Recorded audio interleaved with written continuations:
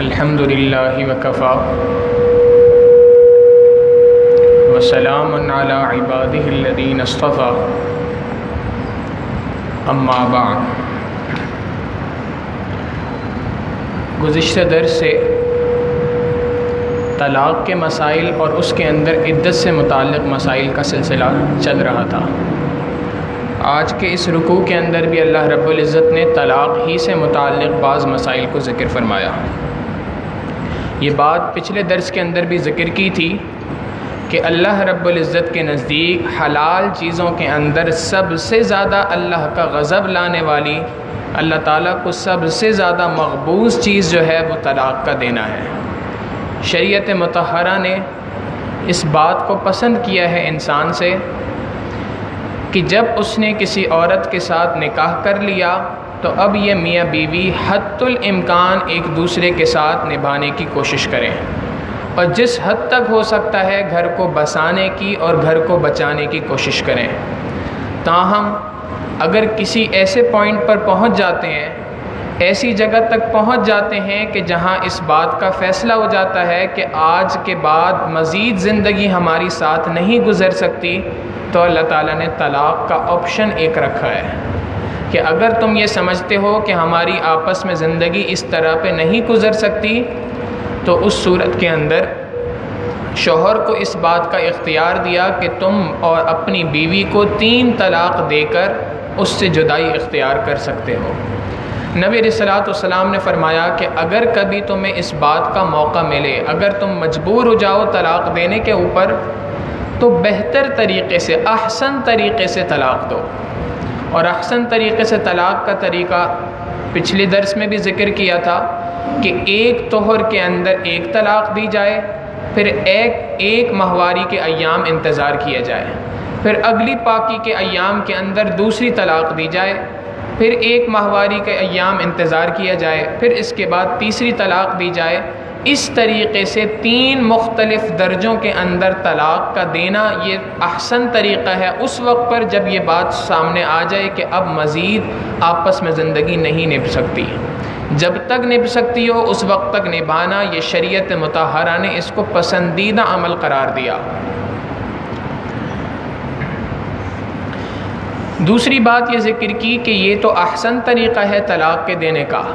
لیکن اگر کوئی شخص اس کے برخلاف کسی دوسرے طریقے سے طلاق دے دیتا ہے، ایک ہی مجلس کے اندر 3 مرتبہ طلاق کا لفظ کہہ دیتا ہے، تو اس سے بھی 3 طلاقیں واقع ہو جاتی ہیں۔ ایسا نہیں ہے کہ ایک مجلس کے اندر ایک مرتبہ ایک شخص نے اگر 3 طلاق کا لفظ کہا، مثال کے طور پہ اپنی بیوی کو کہتا ہے میں تمہیں طلاق دیتا ہوں، طلاق دیتا ہوں، طلاق دیتا ہوں، یہ بھی 3 طلاق ہے۔ یا اگر یہ الفاظ کہتا ہے کہ میں تمہیں 3 طلاق دیتا ہوں، اس صورت کے اندر بھی 3 طلاق واقع ہو جاتی ہیں۔ دونوں صورتوں کے اندر اب یہاں پر 3 طلاق واقع ہو گئیں، اور 3 طلاق کے بعد اس مرد کا اس عورت کے ساتھ اب کوئی تعلق قائم نہیں ہو سکتا۔ اب یہ آپس میں اگر میاں بیوی والی زندگی گزارنا چاہیں تو اب نہیں گزار سکتے۔ پہلی طلاق کے بعد آپشن موجود تھا، عدت کے اندر اگر رجوع کر لیتا تو دوبارہ زندگی گزار سکتا تھا۔ عدت کے بعد اگر اس بات کی نوبت آتی کہ آپس میں فیصلہ ہوتا کہ جی ہم نے دوبارہ سے زندگی ایک ساتھ گزارنی ہے، تو اس صورت میں نئے سرے سے نکاح کر کے نئے مہر اور گواہوں کے ساتھ دوبارہ زندگی گزاری جا سکتی تھی۔ لیکن اگر اس صورت میں بھی ایک طلاق کے بجائے 2 طلاق دے دی تب بھی یہی آپشن ہے، لیکن اگر 3 طلاق دے دی تو اب اس صورت میں واپسی کا کوئی آپشن موجود نہیں ہے۔ بعض ہمارے دوستوں کو اس سے ایک بات کی غلط فہمی ہوئی، اور انہوں نے ایک حدیث مبارکہ کی بنیاد پر اس بات کو سمجھ لیا کہ شاید اگر ایک مجلس کے اندر 3 مرتبہ طلاق دے دی جائے تو وہ 1 طلاق واقع ہوتی ہے، 3 طلاق واقع نہیں ہوتی، اور اس کی بنیاد پر انہوں نے دنیا کے اندر بہت زیادہ اس بات کو پھیلانے کی کوشش کی ہے۔ یاد رکھیں کہ اگر ایک شخص نے 3 طلاق ایک مجلس میں دے دی ہے تو طلاق 3 واقع ہو گئیں۔ اس کے بعد اگر زور دے کر کسی طریقے سے ہیلے بہانے کر کر وہ میاں بیوی آپس میں زندگی گزار رہے ہیں، تو جتنی زندگی گزار رہے ہیں ساری کی ساری حرام کے اندر زندگی ہے، ساری کی ساری زندگی موت تک کی جو زندگی ہے وہ زنا کے اندر گزر رہی ہے۔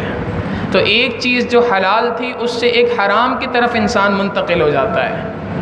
لہٰذا اس سے خود بھی بچیں، دوسروں کو بھی بچنے کی تلقین کریں۔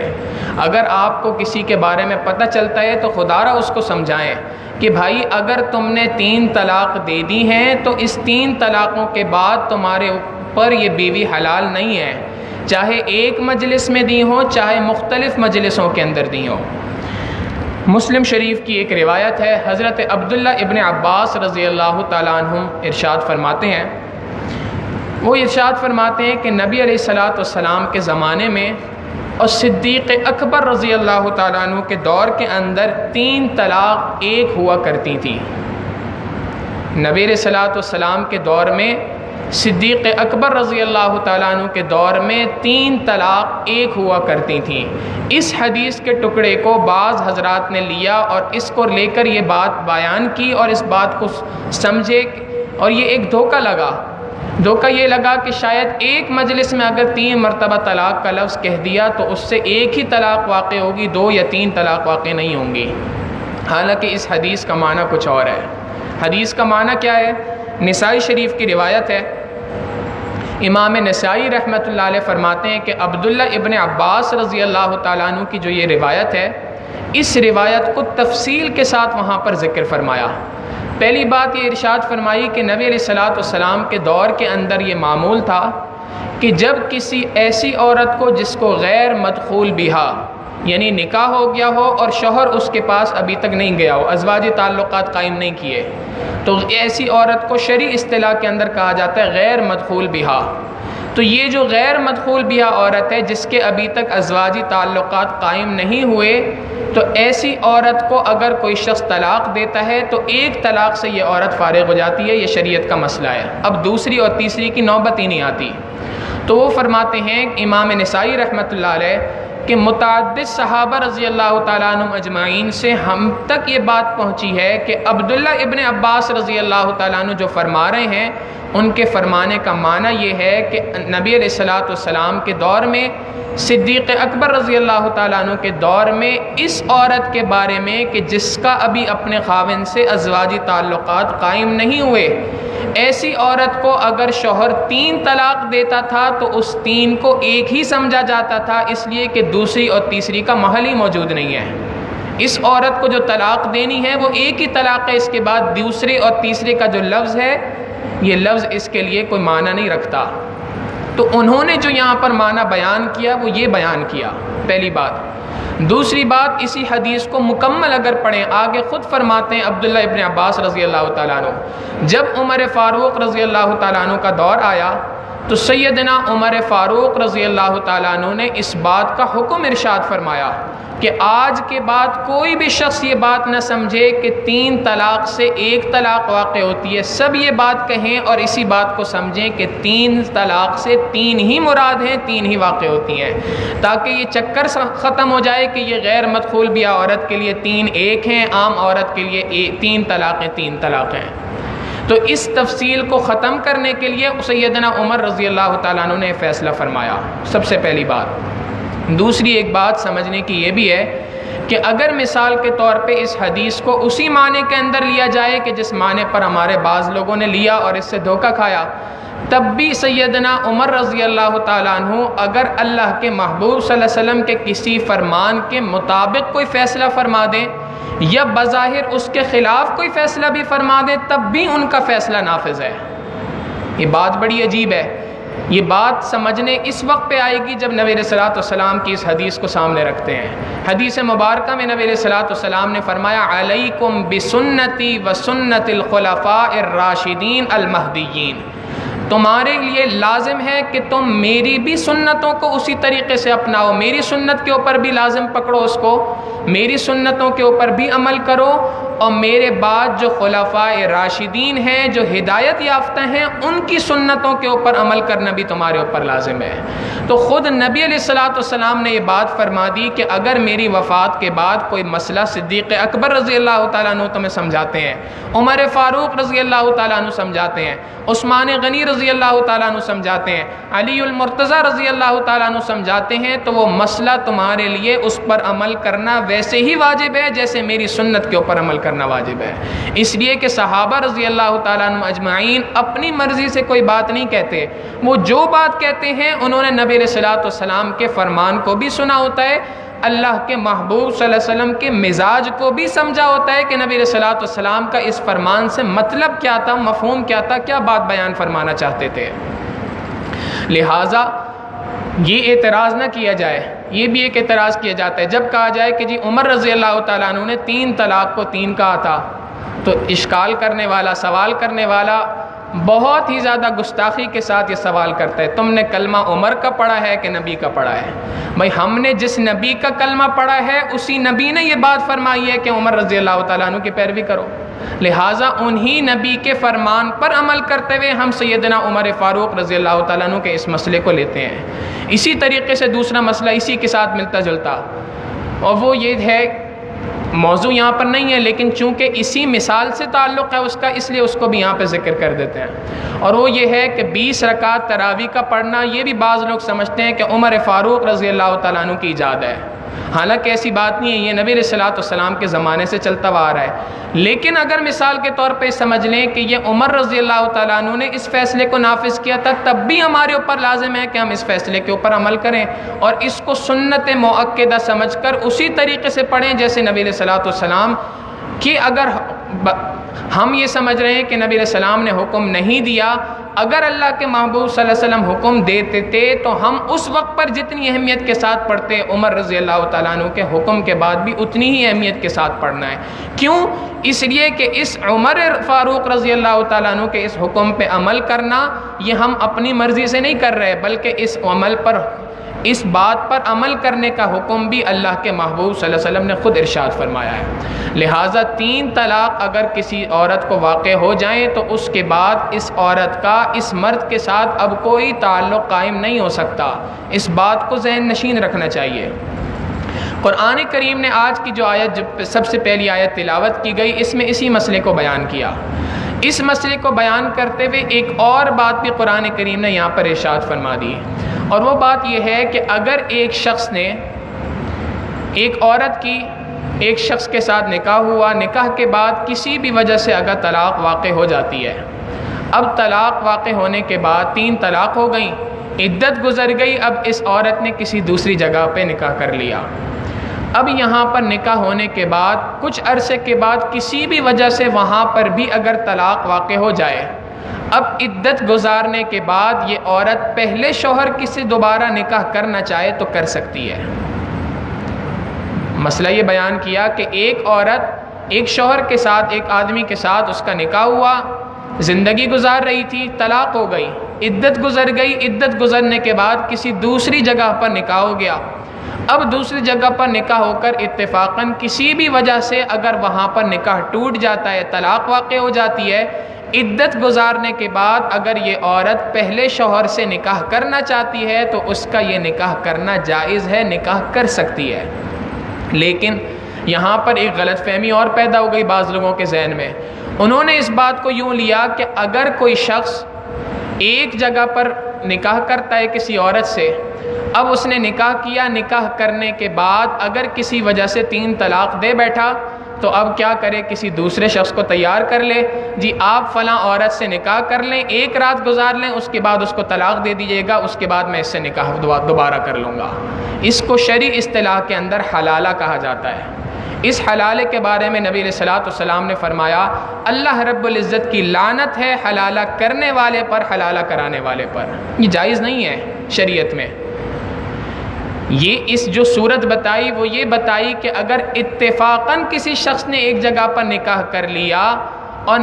ایک عورت نے نکاح کیا اور اس کے بعد اتفاقاً اس کو وہاں پر بھی طلاق ہو جاتی ہے، اب پہلے شوہر کے پاس جاتی ہے تو پہلے شوہر کے پاس جانے کی اجازت ہے۔ پری پلانڈ نکاح کرنا اس موضوع کے اوپر، پہلے سے نکاح کے وقت پر اس بات کی نیت کر لینا کہ میں نے اتنے دنوں کے بعد اس عورت کو طلاق دے دینی ہے، یہ نکاح نہیں کہلاتا، یہ متع کہلاتا ہے، اور متع کی شریعت کے اندر اجازت نہیں ہے، یہ حرام ہے۔ اللہ رب العزت اور اس کے محبوب صلی اللہ علیہ وسلم کی لعنت کا انسان اس سے مستحق ہوتا ہے۔ قرآن کریم کہتا ہے فَإِن طَلَّقَهَا، بس اگر اس عورت کو طلاق ہو گئی، فَلَا تَحِلُّ لَهُ مِن بَعْدُ، اگر 3 طلاق ہو گئی تو اب اس کے بعد یہ عورت اس مرد کے لیے حلال نہیں ہے، حَتَّى تَنْكِحَ زَوْجًا غَيْرَهُ، یہاں تک کہ اس عورت نے کسی دوسرے شوہر سے نکاح کر لیا۔ یعنی اگر کسی دوسرے شوہر سے، کسی دوسرے آدمی سے اس کا نکاح ہو گیا، نکاح کے بعد ازواجی تعلقات قائم ہو گئے، ازواجی تعلقات کا قائم کرنا شرط ہے اس کے لیے، ازواجی تعلقات قائم ہو گئے، اس کے بعد اگر طلاق ہو گئی تو اس طلاق کے بعد پہلے شوہر کے پاس اگر جانا چاہتی ہے تو اس کو جانے کی اجازت ہے۔ فَإِن طَلَّقَهَا، بس اگر اس عورت کو طلاق دے دی، فَلَا جُنَاحَ عَلَيْهِمَا، اب یہ طلاق دینے کے بعد عدت کے اندر ہیں اور یہ شخص رجوع کرنا چاہتا ہے تو قرآن کریم کہتا ہے فَلَا جُنَاحَ عَلَيْهِمَا، کوئی حرج نہیں ان دونوں کے لیے، أَن يَتَرَاجَعَا، اگر یہ دونوں رجوع کرنا چاہیں، آپس میں بیٹھ کے اس بات کا فیصلہ کر لیں کہ جو غلطی ہو گئی سو ہو گئی، ہم نے اپنے گھر کو نبھانا ہے۔ اگر گھر کو نبھانے کا فیصلہ کر لیتے ہیں تو بہت اچھا فیصلہ ہے۔ فَلَا جُنَاحَ عَلَيْهِمَا، ان پر کوئی حرج نہیں، أن يتراجعا، کہ اگر یہ رجوع کر لیں، واپس لوٹ آئیں، ان ظنا، اگر یہ اس بات کا گمان رکھتے ہیں، ان یقیما حدود اللہ، کہ اللہ کی حدود کو یہ قائم کر سکیں گے، اگر یہ اس بات کو امید رکھتے ہیں یہ دونوں میاں بیوی کہ ہمارے اوپر اللہ رب العزت کی طرف سے جو احکامات آئے ہیں، اللہ رب العزت نے ہمیں جن جن چیزوں کا پابند کیا ہے، جن حقوق کے دینے اور جن حقوق کے ادائیگی کا ہمارے اوپر مطالبہ ہے، ہم ان تمام حقوق کو ادا کریں گے، اللہ کی بنائی ہوئی حدود کی پاسداری کریں گے، تو اب اس صورت کے اندر اگر رجوع کرنا چاہتے ہیں تو اس میں کوئی حرج نہیں۔ وَتِلْكَ حُدُودُ اللَّهِ، یہ اللہ رب العزت کی قائم کردہ حدیں ہیں، جو اللہ تعالیٰ نے حدیں قائم کی ہیں اور اللہ تعالیٰ نے تمہیں ان کی تفصیلات بتا دی ہیں۔ يُبَيِّنُهَا، اللہ نے ان حدود کو بیان کیا ہے، لِقَوْمٍ، اس قوم کے لیے، يَعْلَمُونَ، جو اس بات کو جانیں، جو اس بات کو سمجھ سکتے ہیں، جو اس بات کو جانتے ہیں۔ اللہ رب العزت نے ان کے لیے ان حدود کو، ان تمام مسائل کو ان قوموں کے لیے ذکر کیا ہے۔ اگلا مسئلہ بیان کیا، وَإِذَا طَلَّقْتُمُ النِّسَاءَ، اور اگر تم اپنی بیویوں کو طلاق دے دو، فَبَلَغْنَ أَجَلَهُنَّ، پس وہ عدت کے قریب پہنچ جائیں، یعنی ابھی عدت مکمل نہیں ہوئی، اس سے پہلے تم یہ سمجھتے ہو کہ میں رجوع کرنا چاہتا ہوں، یا تم یہ سمجھتے ہو کہ نہیں اب ہماری نہیں بن سکتی، ہم آپس میں جدائی اختیار کرنا چاہتے ہیں، تو تمہارے پاس دونوں آپشنز موجود ہیں، دونوں چیزوں کا اختیار موجود ہے۔ فَأَمْسِكُوهُنَّ بِمَعْرُوفٍ، چاہو تو اس کو روک لو اپنے پاس اچھائی کے ساتھ، اچھے طریقے کے ساتھ، تنگ کرنے کی نیت سے نہ روکو، مار پیٹ کرنے کی نیت سے نہ روکو، اس کو ذہنی طور پر ٹارچر کرنے کے لیے نہ روکو، بلکہ اگر اس کو روکنا ہے اچھائی کے ساتھ، تم یہ سمجھتے ہو کہ ہماری جو اب تعلقات ہیں وہ اچھے طریقے سے نبھ سکتے ہیں، اب ہم دوبارہ اچھی زندگی گزار سکتے ہیں، جو غلط فہمیاں تھیں وہ دور ہو سکتی ہیں، تو تم روک سکتے ہو۔ فَأَمْسِكُوهُنَّ بِمَعْرُوفٍ، تم ان کو روک سکتے ہو اچھے طریقے سے، أَوْ سَرِّحُوهُنَّ بِمَعْرُوف، یا جدا ہو جاؤ اچھے طریقے کے ساتھ۔ یہ بھی ایک بہت بڑی عجیب بات ہے ہمارے معاشرے میں، اگر کبھی طلاق کی نوبت آ جائے تو اس صورت میں ہم یہ سمجھتے ہیں کہ طلاق اس وقت تک نہیں ہو سکتی جب تک کہ جھگڑے فساد نہ ہو، دونوں طرف کے لوگوں کے آپس میں لڑائیاں نہ ہوں، حالانکہ قرآن کریم جگہ جگہ کہہ رہا ہے۔ گزشتہ درس کے آیات کے اندر بھی قرآن کریم کے اندر یہی بات ارشاد فرمائی تھی، آج بھی یہی بات ارشاد فرمائی کہ اگر تم نے جدائی اختیار کرنی ہے، اچھائی کے ساتھ جدائی اختیار کرو، معاملات کو بڑوں کی موجودگی کے اندر، بڑوں کی سپرویژن کے اندر اچھائی کے ساتھ طے کرو، بہتر طریقے سے طے کرو، کسی قسم کے جھگڑوں کی نوبت نہ آئے، کسی قسم کی گالم گلوچ کی، فتنے فساد کی نوبت نہ آئے، بلکہ اچھے طریقے سے ان باتوں کو حل کرو۔ وَلَا تُمْسِكُوهُنَّ ضِرَارًا لِتَعْتَدُوا، تم اپنی بیویوں کو نہ روکو ضراراً، ان کو تکلیف پہنچانے کے لیے، اس لیے کہ اب اس کے بعد میں اس کو اپنے پاس رکھوں گا تاکہ میں اس کو خوب تکلیف دے سکوں، تکلیف دینے کے لیے ان کو اپنے پاس نہ روکو، لِتَعْتَدُوا، تاکہ تم حد سے تجاوز کر جاؤ، اللہ کی حدود سے تجاوز نہ کرنا۔ وَمَن يَفْعَلْ ذَلِكَ، جس کسی شخص نے اللہ کے قائم کردہ حدود سے تجاوز کیا، فقد ظلم نفسا، اس نے کوئی اور کام نہیں کیا، اس نے اپنے اوپر ظلم کیا۔ لہٰذا اللہ رب العزت نے تفصیل کے ساتھ تمہارے سامنے اس مسئلے کو ذکر کر دیا، اس مسئلے کو تفصیل کے ساتھ اچھی طرح سے سمجھ لو، اللہ کی ان آیتوں کا مذاق نہ بناؤ۔ وَلَا تَتَّخِذُوا آیَاتِ اللَّهِ هُزُوًا، اللہ کی آیتوں کو، اللہ کی نشانیوں کا مذاق نہ بناؤ۔ وَاذْكُرُوا نِعْمَةَ اللَّهِ عَلَيْكُمْ، اور یاد کرو اللہ کی نعمتوں کو جو اللہ نے تمہارے اوپر انعام کی۔ یہ اللہ کی بہت بڑی نعمت ہے کہ اللہ تعالیٰ نے اس معاشرت کے اس اہم مسئلے کو اتنی تفصیل کے ساتھ قرآن کریم کے اندر کھولا۔ وَاذْكُرُوا نِعْمَةَ اللَّهِ عَلَيْكُمْ، یاد کرو اللہ کی ان نعمتوں کو جو اللہ تعالیٰ نے تمہارے اوپر انعام کی، اور یاد کرو ما انزل علیکم من الکتاب والحکمہ، جو اللہ نے کتاب کے اندر احکامات کو نازل کیا، حکمت کی باتوں کو نازل کیا، ان کو بھی یاد کرو۔ یعظکم بہ، اللہ نے کیوں نازل کیا؟ اس لیے کہ تم اس کے ذریعے سے نصیحت حاصل کر سکو، تم اس کے ذریعے سے ان مسائل کے اوپر عمل کر سکو۔ لہٰذا واتقوا اللہ، اللہ سے ڈرتے رہو، تقوی اختیار کرو۔ دیکھیں اس مسائل کی ابتدا کے اندر بھی تقوی کا حکم تھا، مسائل کے باب جہاں مکمل ہو رہا ہے وہاں پر بھی پھر دوبارہ تقوی کا حکم، واتقوا اللہ، تقوی اختیار کرو، اللہ سے ڈرو۔ واعلموا، اور جان لو، ان اللہ بکل شیء علیم، بے شک اللہ رب العزت ہر چیز کو جاننے والا ہے۔ ایسا نہیں ہو سکتا کہ تم اللہ کے ساتھ کوئی خیانت کر سکو، تم زبردستی کسی مسئلے کو ڈھونڈ کر اس کے اندر حلال کا پہلو نکال لو اور اس کے بعد یہ سمجھو کہ میں نے بہت اچھا کام کر لیا۔ نہیں، اللہ ہر چیز کو جاننے والا ہے، تمہارے دلوں کی خیانت کو بھی اللہ رب العزت جانتا ہے، تم دلوں کی خیانت بھی اللہ سے نہیں چھپا سکتے، لہٰذا اللہ سے ڈرو۔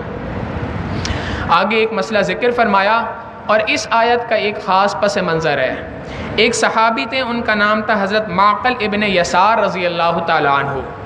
ان کی ہمشیرہ تھی، بہن تھی، ان کا نام تھا، بعض روایات کے اندر آتا ہے جمیلہ اور بعض کے اندر آتا ہے جمیلہ، بہرحال جو بھی نام تھا، ان کا نکاح ہوا حضرت سیدنا ابو البداح رضی اللہ تعالیٰ عنہ کے ساتھ۔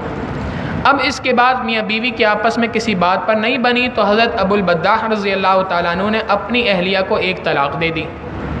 ایک طلاق ہوئی۔ طلاق کے بعد عدت بھی مکمل ہو گئی، انہوں نے کسی قسم کا رجوع نہیں کیا، عدت مکمل ہو گئی،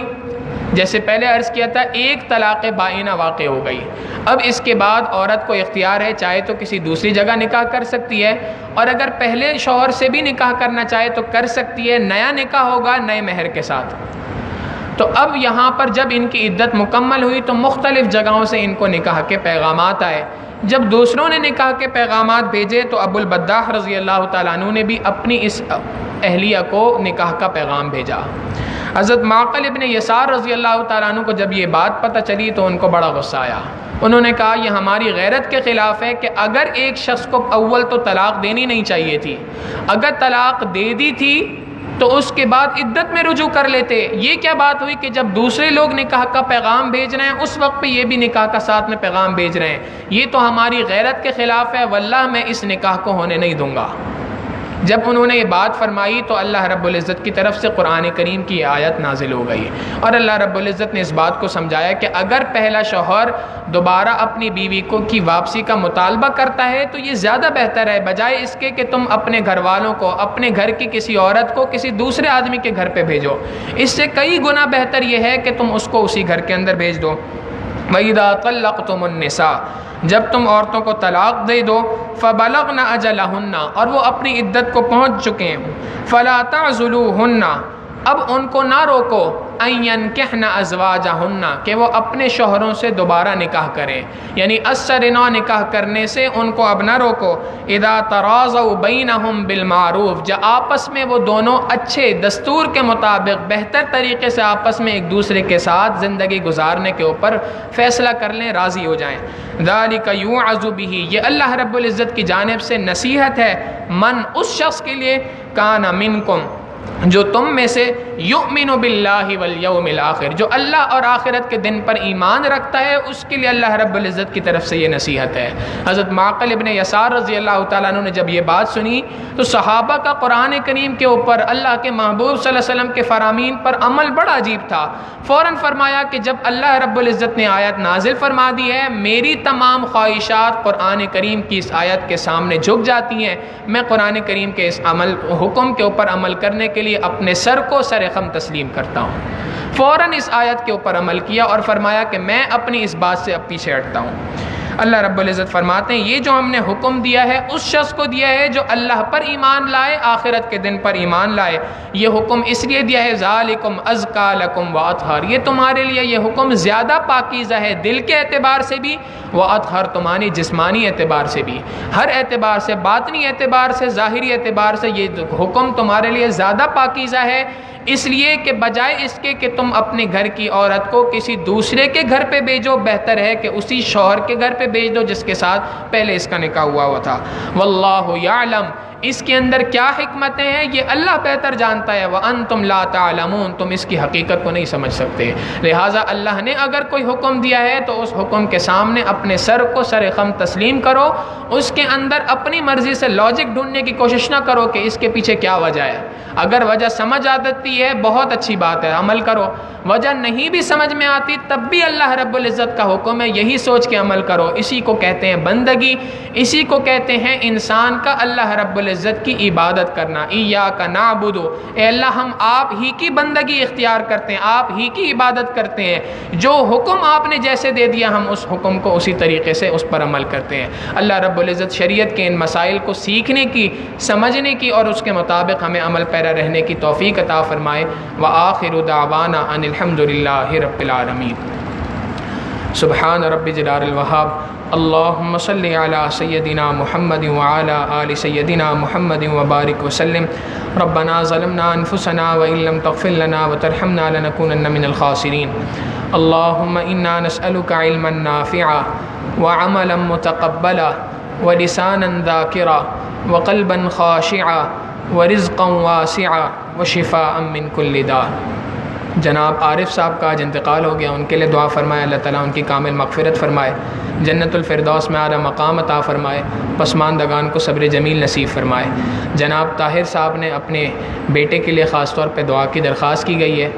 کی ہے، دعا فرمائے اللہ تعالیٰ انہیں اور دیگر تمام لوگوں کو راہ راست پر رکھے، ان کو ہدایت نصیب فرمائے، اللہ تعالیٰ ان کو تمام قسم کی بیماریوں سے محفوظ فرمائے۔ وصلی اللہ تعالی علی حبیبہ سیدنا محمد و آلہ و اصحابہ اجمعین برحمتک یا ارحم الراحمین۔